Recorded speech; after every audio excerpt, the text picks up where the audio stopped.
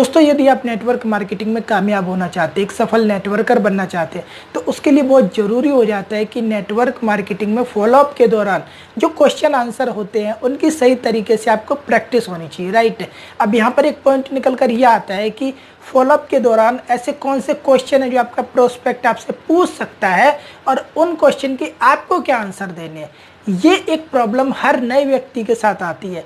अब यहाँ पर सामने वाला समझ नहीं पाता है कि वो क्वेश्चन क्या पूछेगा और हमें जवाब क्या देना है। अब एक और बात है कि यदि हम 4-5 क्वेश्चन आंसर की प्रैक्टिस कर भी ले तो सामने वाला यदि उससे हटके कुछ पूछ देता है तो हमें क्या जवाब देना है। यहीं पर हम फंसते हैं और यहीं से हमारा जो फॉलोअप है वो कहीं ना कहीं स्ट्रॉन्ग नहीं हो पाता। और यदि हमारा फॉलोअप स्ट्रॉन्ग नहीं है तो कहीं ना कहीं नेटवर्क मार्केटिंग में कम समय में हम बहुत ज़्यादा लोगों को नहीं जोड़ पाएंगे, राइट। आज की इस वीडियो में मैं आपको 20 ऐसे सवालों के जवाब दूंगा जो कि अक्सर फॉलोअप के दौरान एक जूनियर के द्वारा एक सीनियर से पूछे जाते हैं, राइट। तो ज़्यादा बातें ना करते वीडियो को शुरू करते हैं।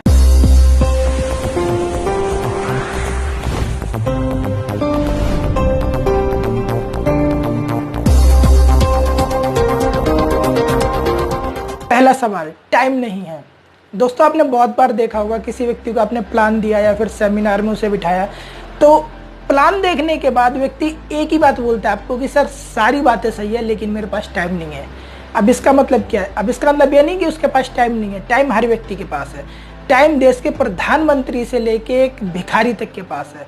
बट प्रॉब्लम यह है कि ज़्यादातर व्यक्ति अपना समय उस जगह पर लगाते हैं जहाँ पर कि ज़्यादा मेहनत करके भी वो नहीं किया जा सकता जो वो करना चाहते हैं, राइट। अब यहाँ पर अगर कोई व्यक्ति ये बोलता है कि टाइम नहीं है तो आपको डायरेक्टली उसका ये जवाब नहीं देना है कि आप टाइम यहाँ से निकालो, नहीं। यदि आप ऐसे जवाब देंगे सामने वाले को कभी आप संतुष्ट नहीं कर पाएंगे। असल में आपको ये समझना है कि व्यक्ति उस सवाल को पूछ क्यों रहा है। व्यक्ति इसलिए बोल रहा है कि टाइम नहीं है क्योंकि उसे आपका कॉन्सेप्ट ही समझ नहीं आया। आपके कॉन्सेप्ट में कितना पोटेंशियल है वो उसे समझ नहीं आया, राइट। तो आपको क्या करना है और उसे 15-20 मिनट बिठाना है।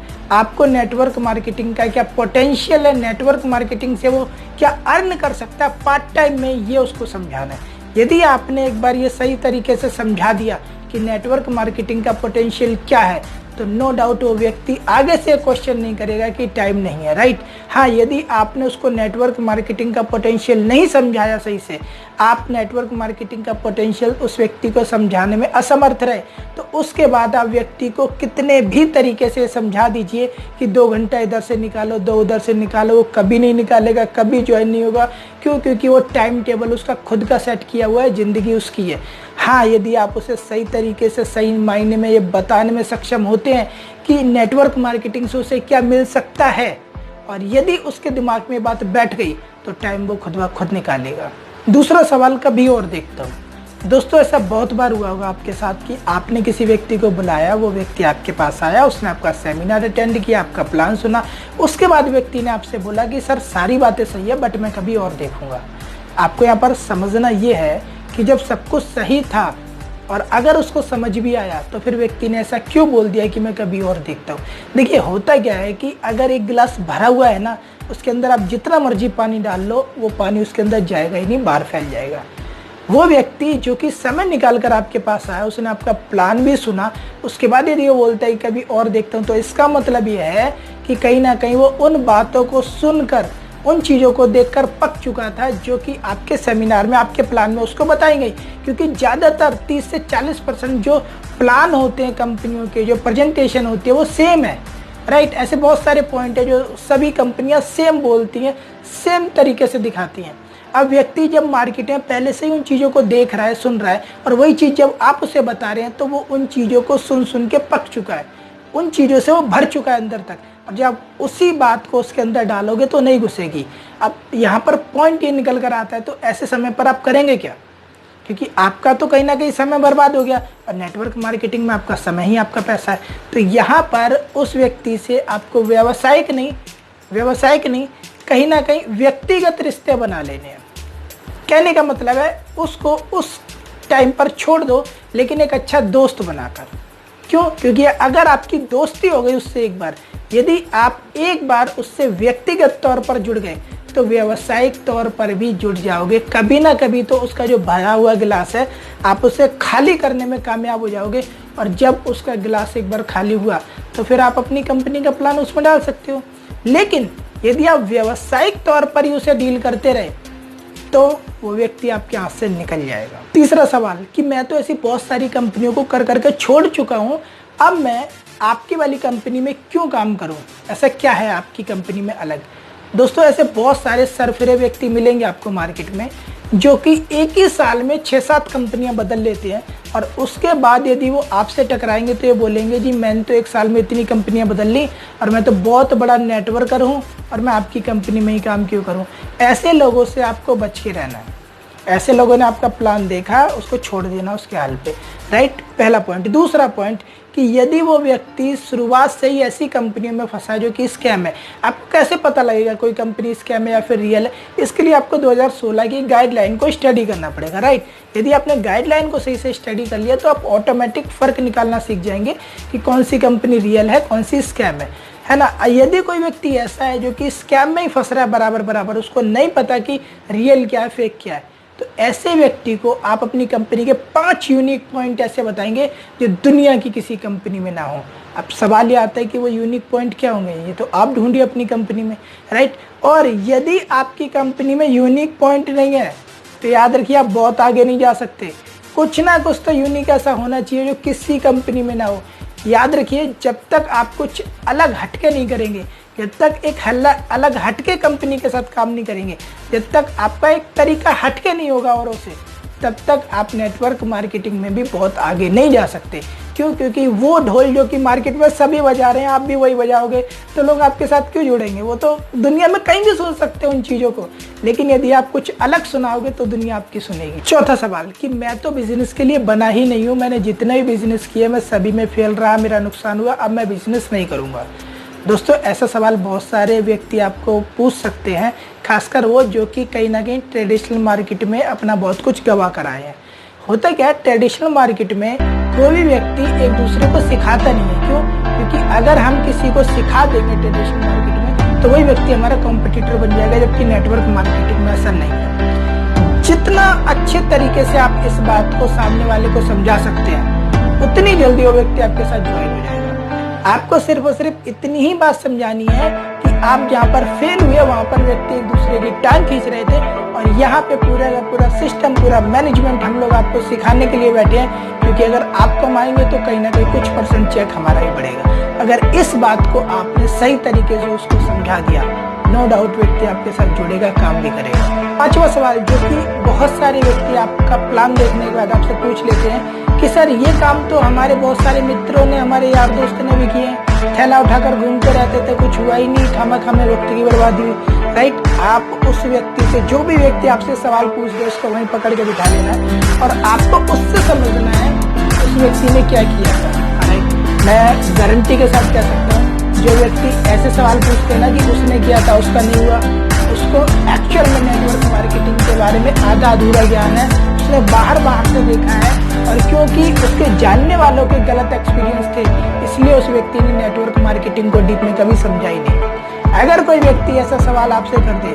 तो सबसे पहले आपको उसे नेटवर्क मार्केटिंग की पावर के बारे में समझाना है, लोग क्यों फेल हो जाते हैं उसके बारे में समझाना है, राइट।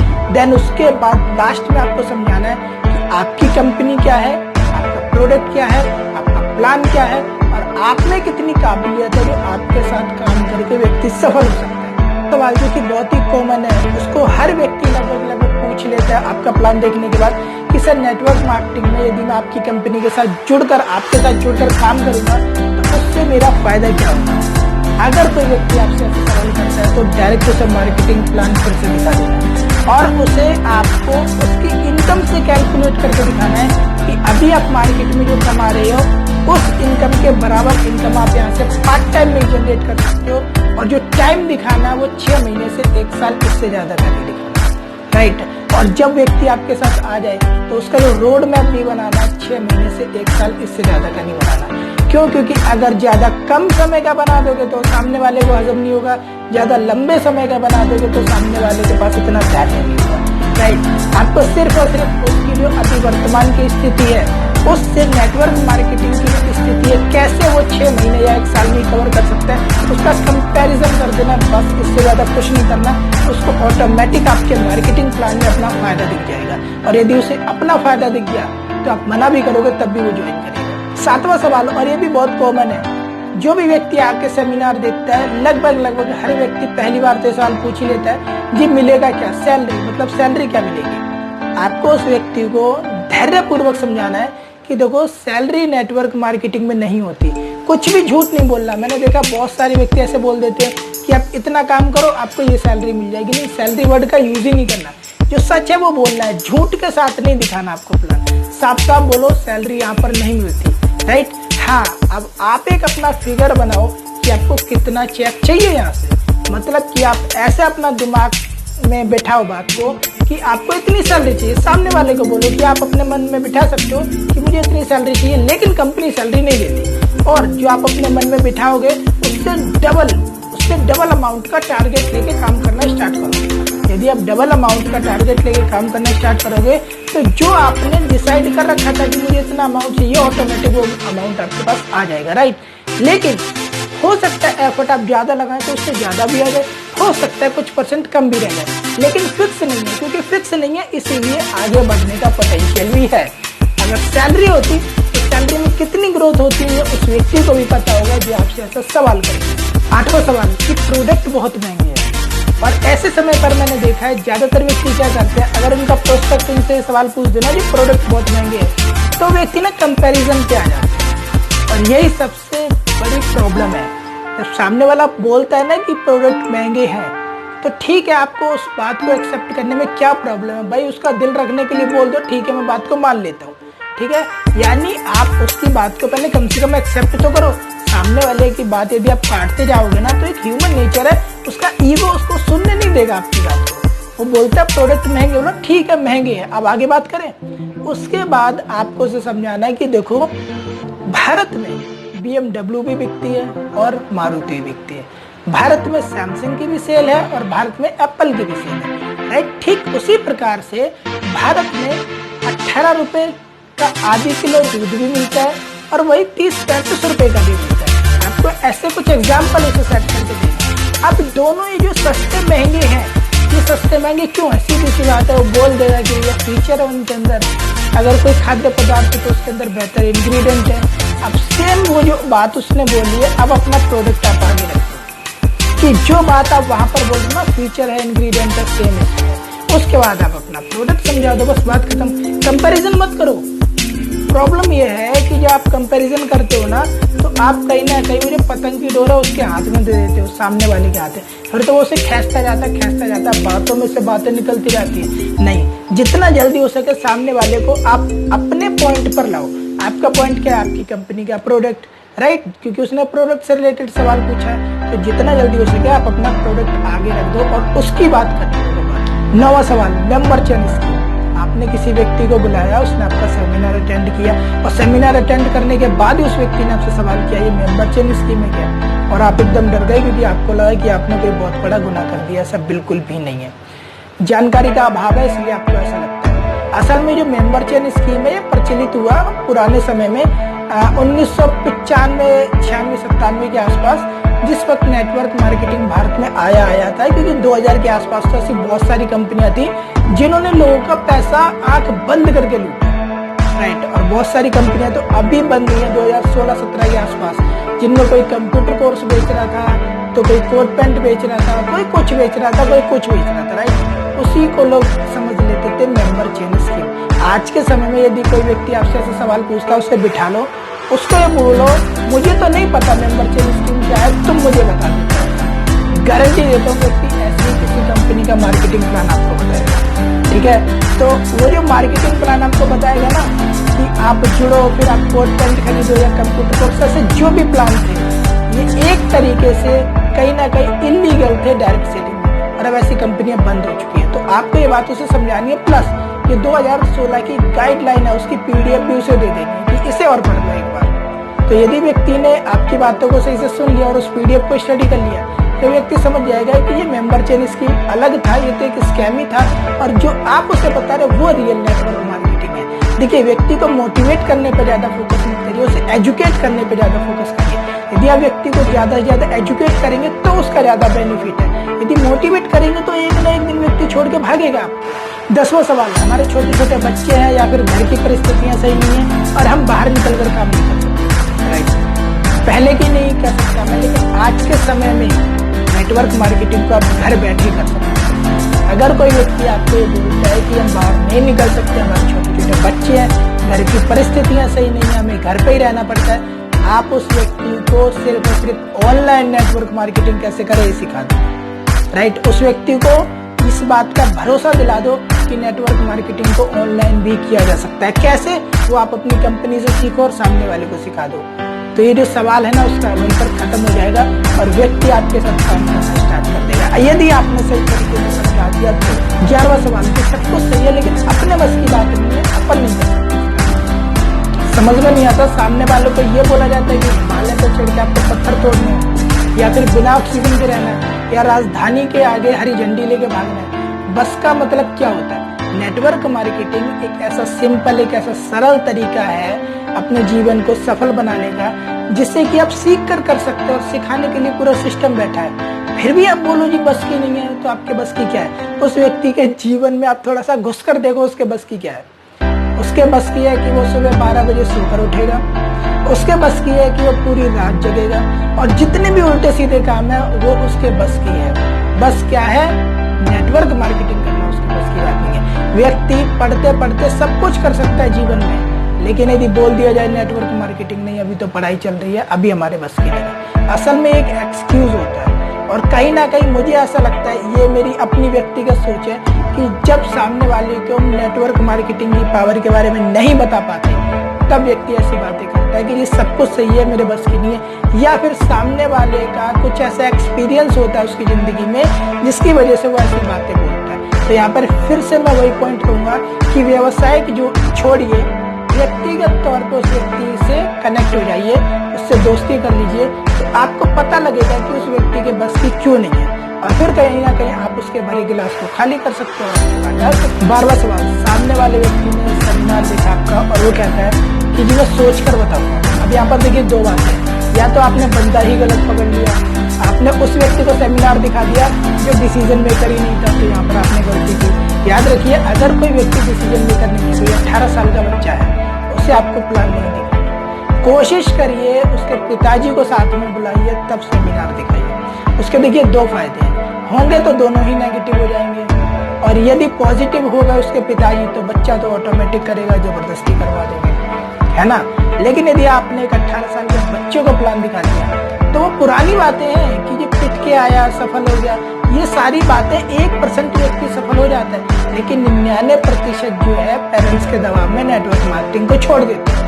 ये सच्चाई है। तो यहाँ पर आपको क्या करना है, अगर कोई व्यक्ति बोलता है सोच कर बताऊंगा, तो आपको ये समझने का प्रयास करना है कि ये व्यक्ति जो सोचने का समय ले रहा है, ये खुद के लिए ले रहा है या फिर किसी से पूछेगा, इस बात को आपको उससे पूछ लेना है।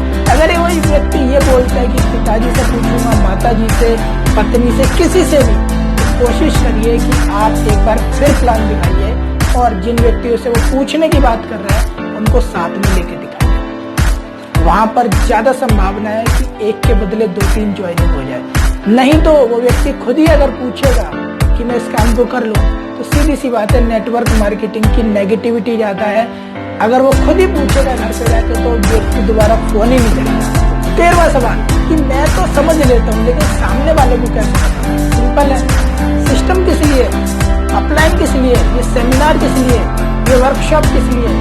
सामने वालों को इन बातों का इम्पोर्टेंस समझाना आपको, कि आप समझ गए, लेकिन आप सामने वाले को कैसे बताएंगे, इसी के लिए तो हम सब बैठे हैं। क्योंकि बहुत सारे लोगों को जिन्होंने जीवन में ऐसा कुछ नहीं किया होता, तो उनको ऐसा लगता है ठीक है मैं तो समझ रहा हूँ सारी बातों को, मैं बताऊंगा कैसे?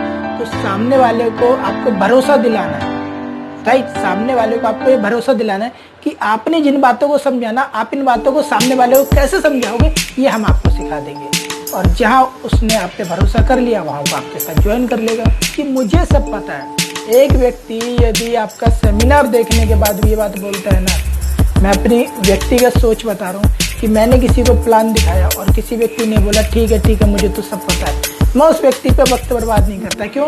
क्योंकि वो जो है ना सुनने को तैयार ही नहीं है। तो जबरदस्ती नहीं करनी किसी के साथ, क्योंकि भारत में लोगों की कमी नहीं है। तो अगर कोई व्यक्ति ऐसा बोलता है कि जी मुझे सब पता है, आप एक बार और ट्राई करो, शायद सुन ले आपकी बात को। लेकिन यदि व्यक्ति अपनी बात पे अड़ा हुआ है, उसे छोड़ दो। वक्त बर्बाद करके कुछ नहीं मिलेगा। आपने सुना होगा कि 99 चोट मारो तो हो सकता है पत्थर ना टूटे, 100 भी चोट मारो तो हो सकता है टूट जाए। लेकिन कभी कभी क्या होता है, 99 चोट मारते मारते ना आप खुद भी टूट जाते हैं। ऐसे बहुत सारे व्यक्ति देखे मैंने कि वो 10 लोगों का फॉलोअप ले रहे थे, 10 लोगों का फॉलोअप लेते लेते वो व्यक्ति खुद ही नेटवर्क मार्केटिंग छोड़ के चला गया। क्यों? क्योंकि वो 10 ऐसे व्यक्तियों का फॉलोअप ले रहा था जिनके खानदान में कोई नेटवर्क मार्केटिंग करने के लायक नहीं था। इस बात को आपको आइडेंटिफाई करना है, और जो व्यक्ति नेटवर्क मार्केटिंग में सफल हो सकता है उस व्यक्ति को ऐसे लोगों के पीछे जाने से रोकना है। 15वां सवाल कि पहले तुम करके दिखाओ फिर मैं करूंगा तुम्हारे साथ। दोस्तों, वो व्यक्ति जो ऐसी बातें बोलता है ना, वो कभी आपके साथ नहीं करेगा। मेरा अपना एक्सपीरियंस ही कहता है। वो व्यक्ति जो मुझसे कुछ सालों पहले बोलते थे पहले तुम करो फिर मैं करूंगा, आज के समय में वो व्यक्ति मेरा फोन नहीं उठाते। मैं उनकी बात बता रहा हूँ जो किसी वक्त पर मेरे घनिष्ठ मित्र थे, राइट। तो वो व्यक्ति जो आपसे ऐसी बातें करते हैं ना, पहले तू करके दिखा, ऐसे व्यक्तियों को आप प्लान मत दो, वो आपकी नहीं सुनेंगे। ऐसे व्यक्तियों को आप डायरेक्ट अपने सीनियर के पास बिठाओ या फिर डायरेक्ट सेमिनार में बिठाओ। वहां से उस व्यक्ति की यदि बुद्धि खुलती है, समझ आता है तो बेटर है। यदि वहां से भी समझ नहीं आता तो फिर उसको छोड़ दो। 16वां सवाल, आपको कितना मिल रहा है, आप कितना कमा लेते हैं? ये जो सवाल है हर नए व्यक्ति को कोई ना कोई पूछ ही लेता है, और ऐसे समय पे व्यक्ति घबरा के कहीं ना कहीं झूठी बोल देता है।